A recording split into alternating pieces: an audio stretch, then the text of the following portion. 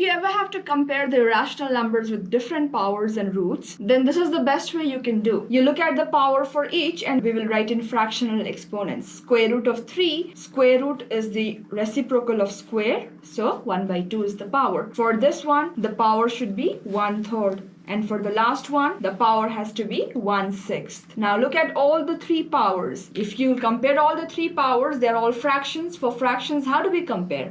By taking the common denominator. So I'll think about the common denominator of 2, 3, and 6. Obviously, the common denominator here has to be 6. Right?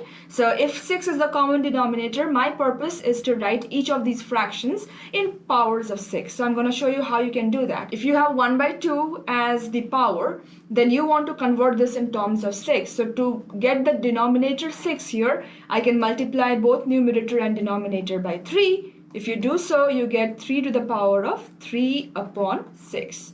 So 3 to the power of 3 upon 6, as in you can write this as 3 to the power of 3 whole 1/6. Okay. Now 3 to the power of 3 is something you can solve. 27 to the power of 1/6. That is the first way I can write the first given term. If you look at the second term, they have given you cube root of 2, which is 2 to the power of 1/3. I want to write it in terms of 6. So 3 into 2 is 6. I'll multiply both numerator and denominator by 2.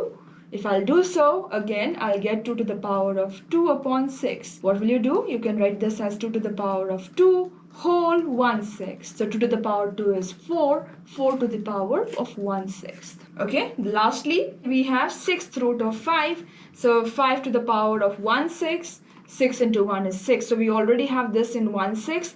If you'll see now, we have three numbers, 27 to the power of 1/6, 4 to the power of 1/6, and 5 to the power of 1/6.